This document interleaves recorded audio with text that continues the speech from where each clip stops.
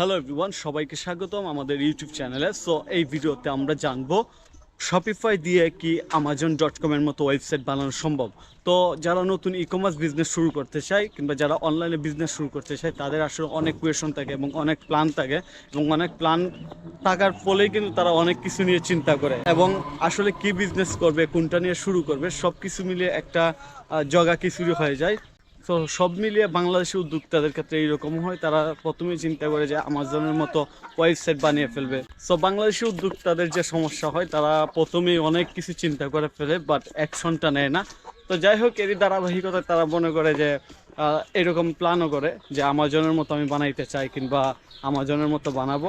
তো আসলে এটা পসিবল কিনা। তো আমরা প্রথমে যদি এইরকম বানাইতে চাই, ফার্স্ট অফ অল আমাদের যে জিনিসটা জানা দরকার সেটা হচ্ছে Amazon.com আসলে কি এবং তাদের ক্যাপাসিটি কি। সো আমাজন নিয়ে আসলে আমাদের প্রথম জানতে হবে আমাজন কি। সো আমাজন হচ্ছে মূলত একটা জায়ান্ট কোম্পানি এবং আপনারা ইতিমধ্যেই জানেন যে আমাজনের যে মালিক সে কিন্তু কয়েকবারই ওয়ার্ল্ড টপ রিচেস্ট কিংবা পৃথিবীর সবচেয়ে ধনী ব্যক্তির তালিকায় চলে আসলো।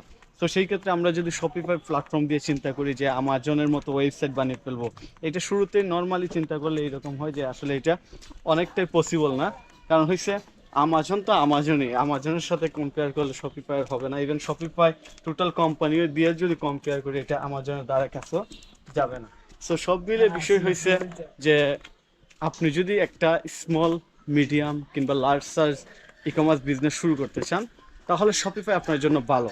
বাট আপনি যদি আমাজনের মতো কোনো কিছু করতে চান, আমার কাছে মনে হয় আপনার এই দিকে চিন্তা না করাই ভালো।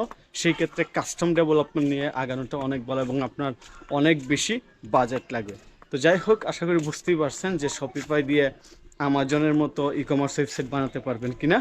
আর শপিফাই সংক্রান্ত যে কোনো কোয়েশন থাকলে আপনারা আমাদের ইউটিউব চ্যানেল কমেন্ট করবেন কিংবা আপনি যদি লাইকে কোনো কিছু জানতে চান সেইটাও আমাদের সাথে কন্ট্যাক্ট করতে পারেন।